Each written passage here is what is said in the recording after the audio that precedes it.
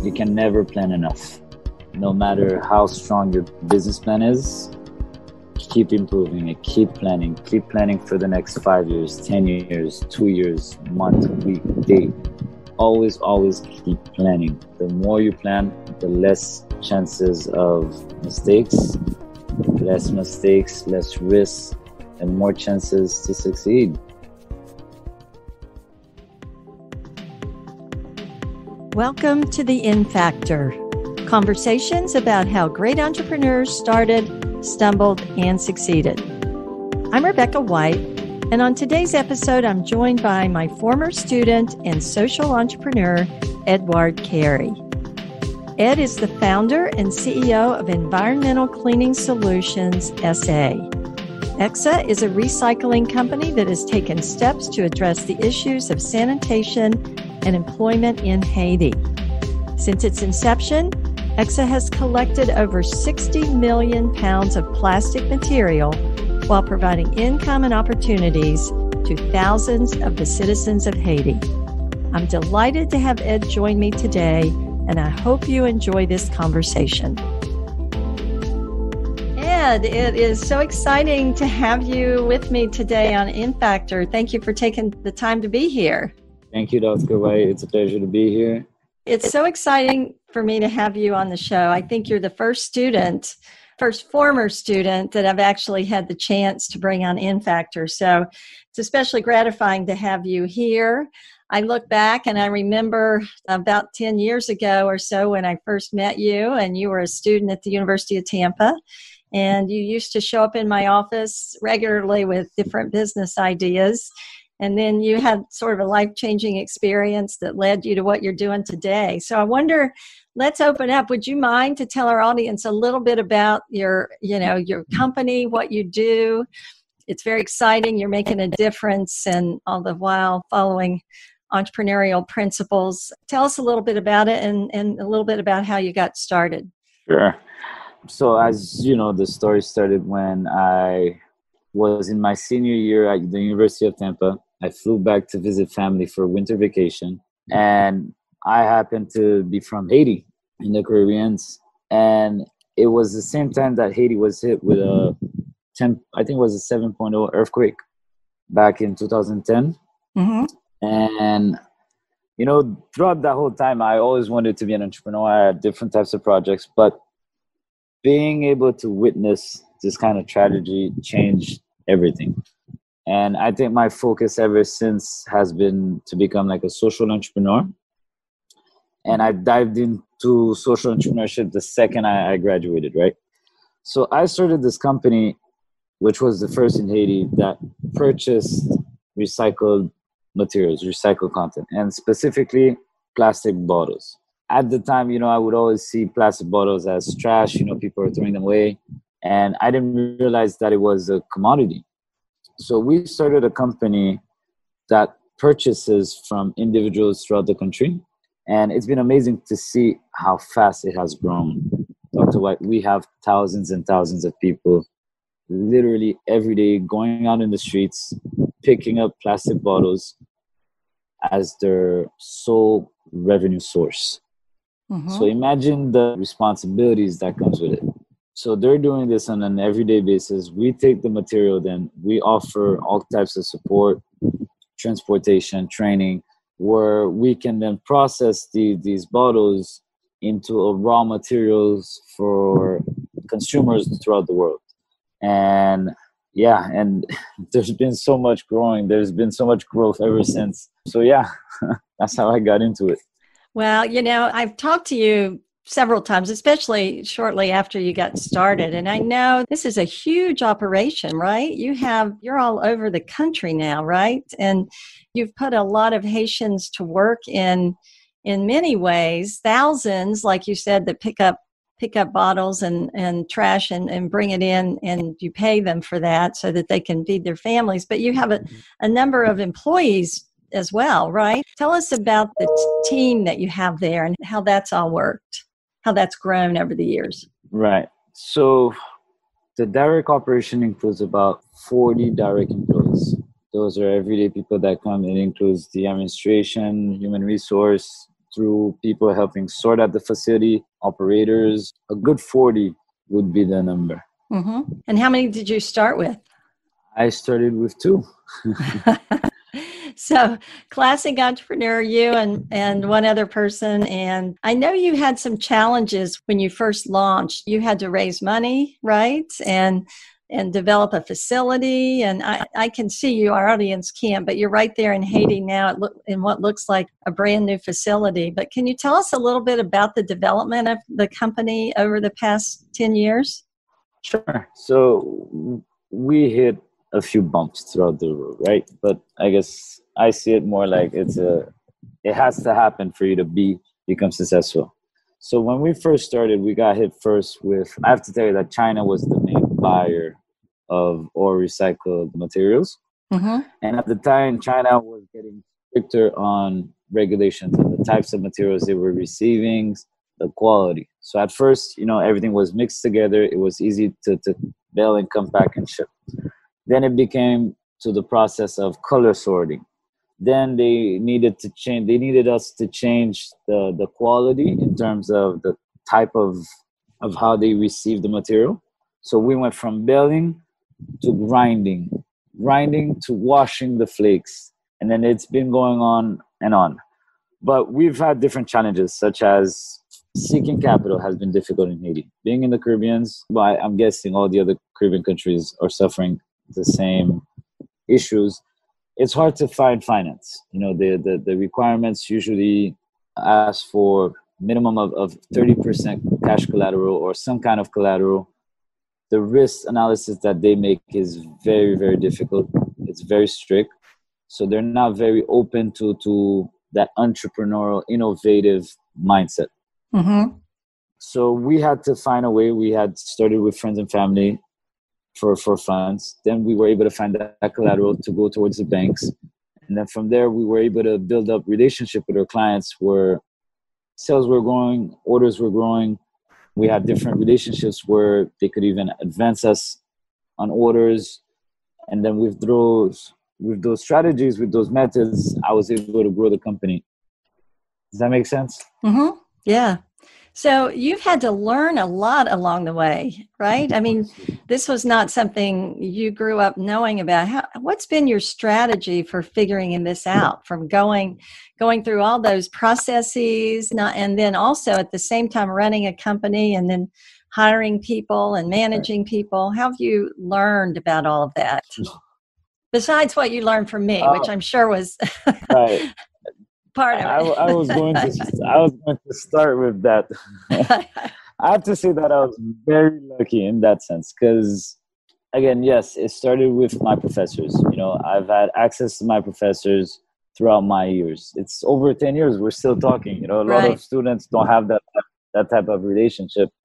But what led to that is that through having access to my professors, for example, guided me to hire consultants. So I've had intensive consultant training over the years, just different types of training that, they guide you. They guided me through bankruptcy. They guided me through how to grow sales, how to recruit stronger, like how to strengthen your human resource capabilities, how to seek more money, how to negotiate better with bank. I've had all sorts of training, and it's really being able to surround yourself with people that have gone through similar experiences. It doesn't have to be the same sector, but you have questions, you go through difficult challenges, you ask around, you ask people, you ask mentors. And I think that's more difficult in Haiti sometimes than others. But yeah, and also just never giving up. You're facing a challenge, it's finding a solution. And sometimes there's several, sometimes it takes time, but it's talking it out. And you'd be surprised how much people want to help others. People do want to see others succeed. So you take advantage of that. It's interesting as I listen to you talk, because one of the things that always has struck me about you is your humility. You're willing to learn, and you're willing to be open. And I think but at the same time, you persevere and you keep going, and you're resilient. It's, the classic entrepreneurial mindset. And I know it hasn't been easy. I think you all work down there sometimes in blazing sun. I mean, it's hard work that you do. How do you stay motivated, and how do you keep your team motivated with all of that hard work? I guess it's part of me, that positive attitude. I set myself objectives. I have 5 years objective, 10 years objective, 15 years, 20 years. And I'm the type of guy that I have to reach my goals. And when I say goals, like if you put a number, for example, let's say you want to reach 10, and let's say I don't reach 10, I possibly, let's say, reach 6, but I know that I put in my best effort, I'm satisfied. Like, I'll keep going. I know I'll work 2 years more to get to that number. So I don't know if it's just a characteristic of my my attitude, but I don't leave any space in my mind for negative thoughts. I don't have that luxury of negative thoughts. If you start, from my experience, like if I start going that route, everything just starts going down. Whereas if you start being positive, you're going to find people that will help you. You're going to find, people call them coincidence, but I believe that there's just, it's positive attraction. I believe a lot in the law of attraction, and it has worked for me. And you would be so proud of the different projects that I've been involved in, what we're doing in Haiti. There's more than the recycle. You know, we're trying to build something that can provide financing for solar panels right now in Haiti. And I think that's going to be the future for us in Haiti.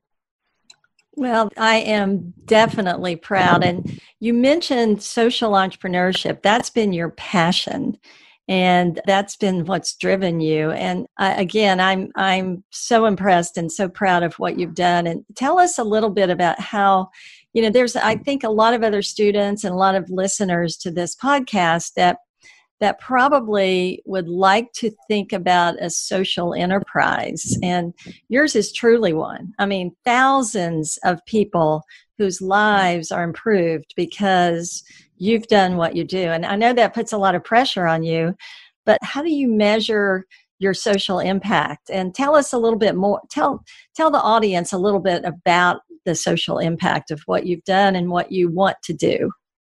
So at first, I saw the environmental impact, right? That we were recycling, that it would be good. Then the social aspect in terms of economic came in, right? So we have thousands of people literally depending on the model. But then when you put more things to it, I've been able to create a business that has become, that has international relationship. But to give you an idea, I've been able to secure a deal with HP. That is huge. That has actually even put Haiti on the map when you look at it. HP is making so much noise saying of what we're doing, so much positive, to not just for themselves, but to also try to influence other companies to do the same. Countries like Haiti, for example, we have the potential, and there are the skill sets required to help grow something like that. Yeah. So how do you measure social impact? You mentioned Right. Goals. Do you set goals for social impact as well as goals for the financial health of your company and the growth?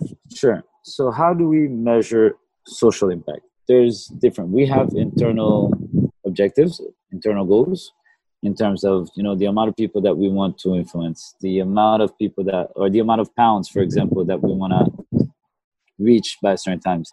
I don't know if you see my website, but we've literally picked up over 60 million pounds of plastic or other recyclable materials in the last 10 years. That is huge for Haiti.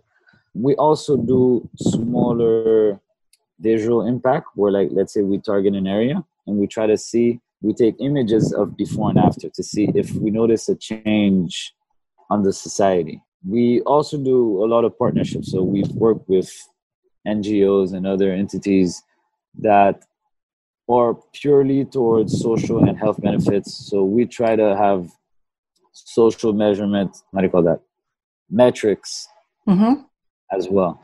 And when we work with the banks such as IDB or USAID, they also enforce and require to have social or environmental measurement objectives.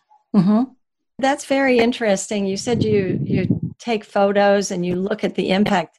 Have you found that when you go into these communities and people start to clean up a little bit, that it changes the way people live? Do people want to continue that? They want to continue it, but I feel it's still an economic reason. I haven't succeeded yet, where in the sense that the mindset could change and understand the importance of it. I think that being in Haiti, I think if I was probably somewhere else, for like in the US, people voluntarily want to recycle. People are not doing it for necessarily for money. Whereas in Haiti, they don't have any other choice. So in the areas that we do the analysis, I guess when you're looking at the impact, my personal opinion, no, I haven't seen a great impact on attitude changes or anything. Not enough, at least. But again, it goes to the needs of the people, and the people it's a survival need that you're filling. Exactly. So you recognize that, and you've made a big difference in that regard. So you've also employed quite a few Haitians and given people jobs, and I'm sure that's been life-changing for those individuals that have been part of your team. And I know you've had a lot of challenges along the way. And one of my goals with this podcast is to help our audience build resilience by listening to stories of how other people have developed resiliency in their lives. And, I've watched you, and I know, as I said before, I know you've had a lot of challenges. Would you talk a little bit about maybe a challenge or two that you've dealt with and how you've learned from that and how you've kept going? Sure. Would you want to help me pick out a few? I'm thinking, because, when we talk about challenges, as a businessman, you always think like financial challenges, right? But I mean, let me ask you the question this way. Have there ever been any times you wanted to give up, and how did you deal with that? Sure. So about, I want to say 3 or 4 years ago, we lost one of our biggest clients, our biggest source that was buying the plastic, and the price drop in the market just really went down. And prior to that, we were already facing financial difficulties, right, as a company. So I came to a point where, like, what do I do? I need to invest more money in something that hasn't been profitable at all in the last 4 years. Obviously, it's either this business model is not working out, or I'm probably doing something wrong. So I have to tell you before, though, we used to sell through a broker, okay? So during that time, I had tried to convince my partners that we need to sell directly to a consumer. So I was asking funds, to travel, just meeting people, making presentations of the company, of who I am, our products, our country. So I started they approved it, but these things take time, Dr. White. And at the time, when they say time, you don't know if it's going to take 2 weeks. It literally takes months to gain that trust of a new client. And when you're working like with bigger companies, it takes even longer because they have to do their due diligence into you. They fly, they do audits in your facility. So I didn't know if we would be able to last even that test trial, that getting to know your supplier phase. And I was discouraged completely. I was not getting paid any salary. I had no source of income coming in. So I was at a point in my life saying, what am I going to do? Should I start working somewhere else? Should I try to find a job? Or do I bite the bullet and just keep going, hoping that some miracle is going to happen? And I think I got lucky. That's also how the same period of time that I ended up working with HP. Well, I'm sure it's more than luck, but I think luck sometimes is a part of success. But I do believe that a lot of it is your willingness to continue and keep going. At the end of the day, it's just about perseverance. I think that Steve Jobs says that's what really separates entrepreneurs from the rest of the world, is their willingness to persevere. And so that's a great story and a great example of sometimes the darkest times come before the biggest opportunity. So here you are 3 or so years later, and you've got several big things on the horizon. Can you tell us a little bit about where you're headed and what you're doing? Like I said, I know you've got it looks like a brand new facility there that you're in. And so it looks like maybe some exciting things are going on? There's a lot of things. So a few years back, about 5 years ago, I also invested in a company called Tropiclean that focuses on waste management, pest control, and cleaning services. Now, it might sound a little bit boring, but we're the only company in Haiti certified to clean airplanes. We're the only company certified for the COVID-19, for example, cleaning services. So for us, like in the recent past month, for example, we got hit. A lot of companies were closing down. So cleaning services was not their main priority. Whereas when we did the training in the last months, everybody else started turning around to us. You know, they realized that, hey, these guys are offering the COVID-19 service. Why don't we might as well use them for the waste management service, the pest control, the cleaning cafeteria, for example, just minor thing. And we started just actually increasing ourselves at a time that we thought it would probably crash the company. I also, as I was mentioning, I also got into the solar panel business. And that's just been, again, a social entrepreneur aspect. In Haiti, you know, everybody thinks solar panels is great. Everybody likes the concept. Everybody understands how it works. But not everybody has the financial means to go and to invest into a solar panel system. So what we figured was that, all right, we're going to start small, and we're going to finance people that we know or through reference, and we're going to give them 12 months of financing. So instead of going through a bank where you have all these documents, all these strict background checks on your history, on your finance, we just do like a very small credit committee, and we're like, all right, we know this guy, or he has a good reference. Okay, let's do it. And we've been very surprised on how many people have been coming to us for that model.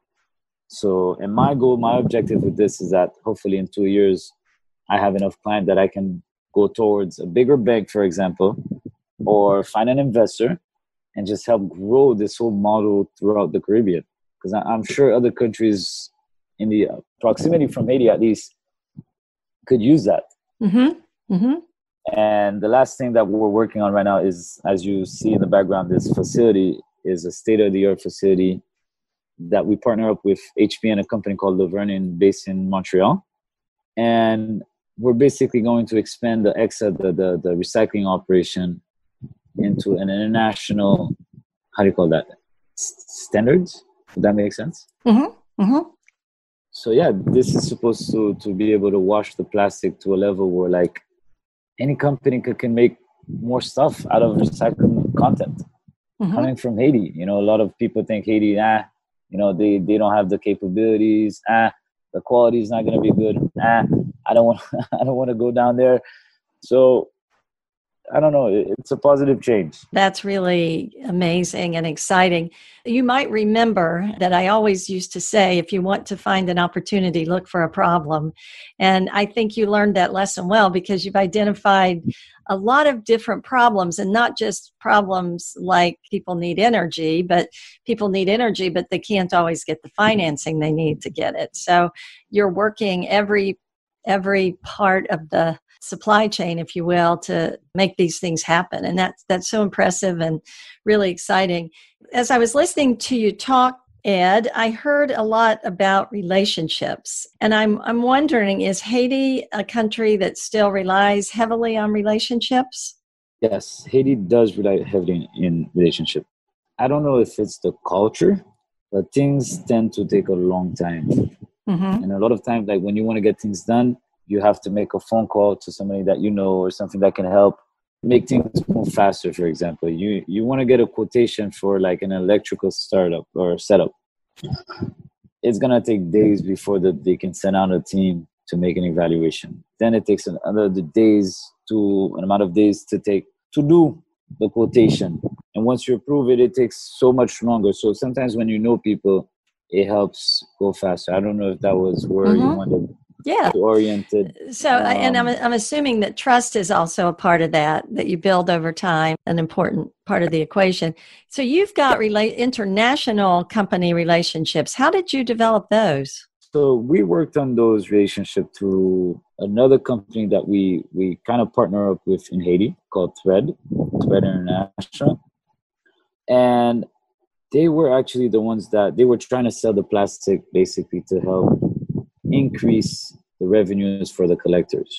Mm-hmm. And at the time, Thread was making actually their own fabrics to make textile products. Okay. So they got me in touch with a company called Laverne through HP. Mm-hmm. And they literally flew down to Haiti. They visited all the recycling companies.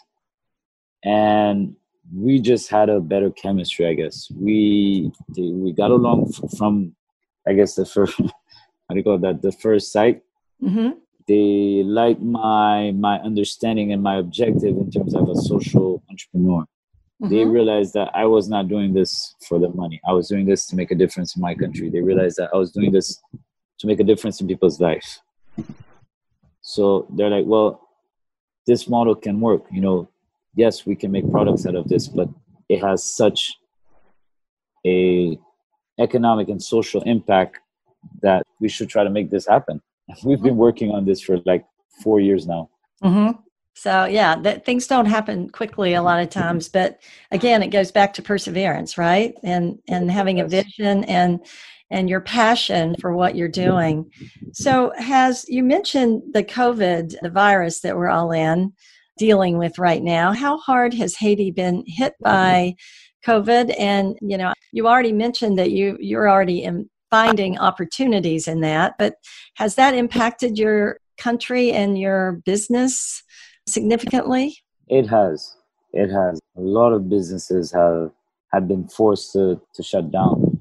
Or tourism is our main source of revenue, but imagine all the hotels that had to shut down because of nobody's coming in. Mm-hmm. You know, that created also restaurants had to close down.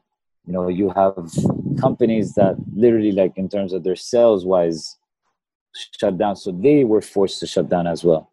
It impacted significantly in Haiti. I have not seen as many cases as we expected, but the economic impact of it is massive. Mm-hmm. I don't know if you remember this, but my father's part of a group that has textile manufacturing. Mm-hmm. Mm-hmm. And the president literally told us to shut down because people could not be in proximity of one another. So we're talking, 2-3 months of no operation. Now imagine the impact, like these factories being shut down. You have literally thousands of people being employed, having to stay home. Imagine now those people that were buying food in the area. Imagine the gas for the fuel for the generator because there's no electricity. It's just a domino effect of impacts. Yeah, we got hit hard economically.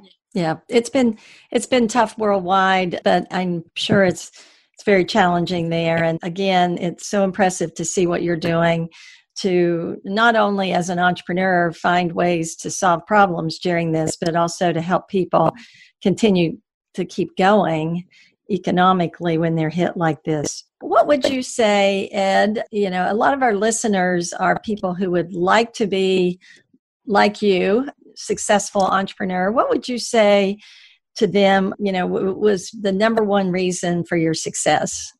I know that's a tough question. There's probably a lot of reasons that I can see that you've succeeded, but if you had to think of the number one thing that has been your reason for success, what would that be? I think the number one thing is determination. I'm a very, very strong believer to determination and positive perseverance. Yeah. In terms of determination, you're also working with, you've moved kind of beyond land and you're now helping to clean up the waters, right? Remove trash from water. Right. Can you tell us about that? Yeah, sure. So through EXA as well. So a few years back, I don't know if you know the company called 4Ocean. Mm-hmm. These guys flew down to Haiti, you know, trying to find a solution for like, where is all this trash coming from? And getting close to the coast, literally, like they were next to a river stream and trash is flowing in. And they saw one of my collectors basically as a strategic point, picking up plastic bottles And these guys literally asked them to take them to where this facility was. And that's how I met Alex and Andrew.